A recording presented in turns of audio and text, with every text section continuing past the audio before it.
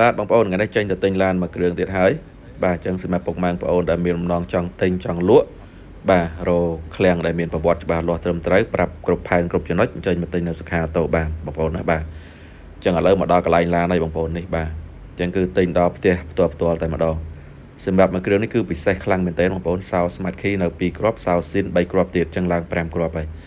បាទអញ្ចឹងសម្រាប់មួយគ្រឿងនេះគឺ Hilux Revo Premium 018បាទនេះ Full Option បាទភេទម្ចាស់ដើមគាត់ទិញថ្មីកកេះខែ10 2017បាទមួយគ្រឿងនេះអត់ងាយជួបទេបងប្អូនអើយបាទតោះតែមើលផែនឡានលំអិតមិនបានថាអត់ងាយជួបបងប្អូនបាទអញ្ចឹងគ្រឿងក្នុងបើកមកគឺនៅក្រើមគ្រប់កន្លែងបាទនៅថ្មីដាច់តែម្ដងបាទជាមួយនឹងគីឡូស៊ីនរបស់វាមិនគួរឲ្យជឿ 47000 គីឡូបងប្អូនបាទអញ្ចឹងគឺនៅក្រើមគ្រប់កន្លែងបាទឡាននេះប៉ុង2 Smart Key Auto Capital បាទតែមនៅគ្រប់កន្លែងក្រំប៉ុងលើអីនៅថ្មីបងប្អូនបាទដោយសារឡាននេះបងស្រីគាត់អនិកជនភាគច្រើនគាត់នៅបរទេសគាត់មកជិះនៅខ្មែរម្ដងមកកាលទេបាទអញ្ចឹងឲ្យបានគីឡូតិចបងប្អូនបាទគាត់servisនៅក្រុមហ៊ុនជាប្រចាំទៀតបាទសំបីសបកក៏នៅ delay 2017តាំងពីខ្លាញ់កោម៉េះបាទឲ្យបងប្អូនមើលសបកតិចនេះបងប្អូនណាបាទ delay វា2017បាទអញ្ចឹងមួយគ្រឿងនេះគឺពិសេសខ្លាំងគីឡូតិចគីឡូស៊ីន 40000 គីឡូជាងបាទឡាន018មិនគួរឲ្យជឿបងប្អូនបាទអ្នកដែលទិញបន្តបានមួយគ្រឿងនេះយកទៅប្រើដូចបានទិញឡានខ្លាញ់កោអញ្ចឹងបងប្អូនណាបាទដោយសារគាត់servisឲ្យគាត់ថែមែនទេបាទណាតោះតែមើលកលួម៉ាស៊ីនវិញខ្ញុំបងប្អូនហើយបាទឡាននេះគឺម៉ាស៊ីនម៉ាស៊ុត 2.8 នេះបងប្អូនមើលកលួហើយបាទ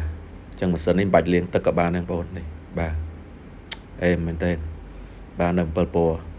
បាទ018មិនគួរឲ្យជឿបងប្អូនបាទបងប្អូនឃើញទេបាទនៅកលួខ្លាញ់កោទាំងអស់ហ្មងបាទហើយម៉ាស៊ុតស៊ីតិចទៀតហើយគាត់servisនៅក្រុមហ៊ុនជាប្រចាំទៀត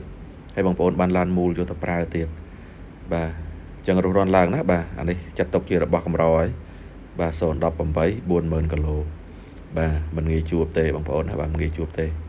បាទសោនៅ5គ្រាប់ហ្នឹងបងប្អូនទាំង Smart Key 2គ្រាប់ទៀត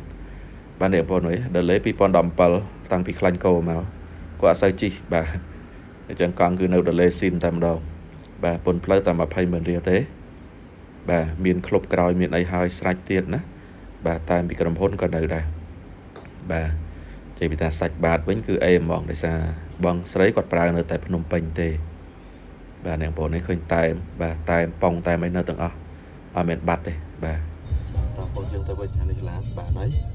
បាទអេបងប្អូនងាយបាត់ជួបទេរបស់កម្រ